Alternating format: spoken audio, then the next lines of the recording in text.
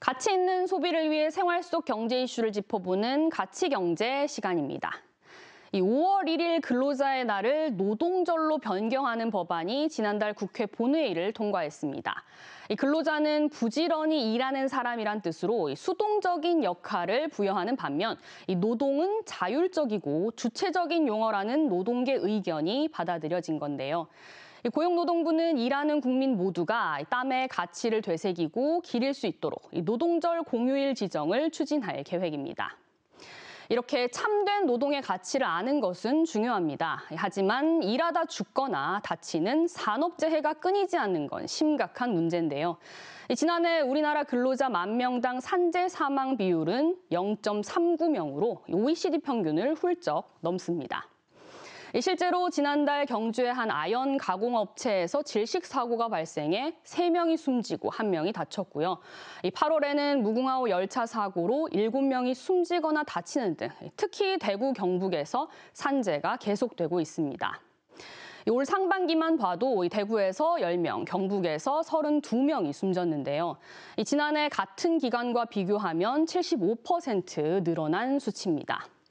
업종별로 보면 건설업이 18명으로 가장 많았고 제조업과 기타 업종 순이었습니다.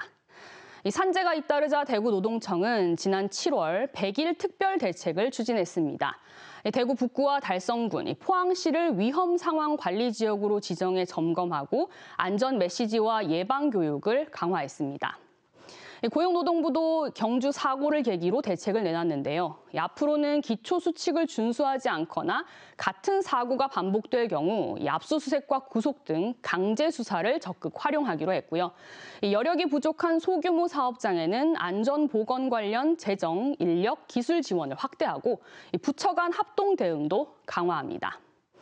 다만 논란도 있습니다. 고용노동부는 앞서 9월에도 노동안전 종합대책을 내놨는데요.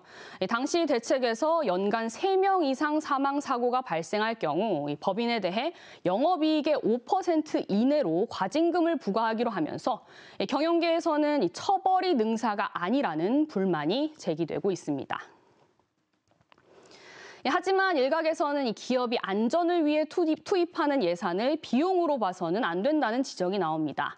안전에 대한 예산은 일종의 투자금으로 이를 통해 생산성을 향상할 수 있다는 인식이 생긴다면 반복적인 사고를 줄일 수 있다는 겁니다.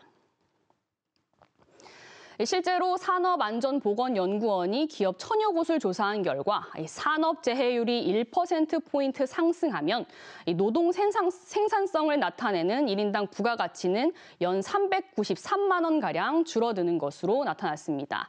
이는 분석기업 평균 1인당 부가가치인 9,800여만 원의 3.9% 수준인데요. 결국 노동 생산성을 높이기 위해서라도 산재를 줄이고 안전에 더 투자해야 한다는 겁니다.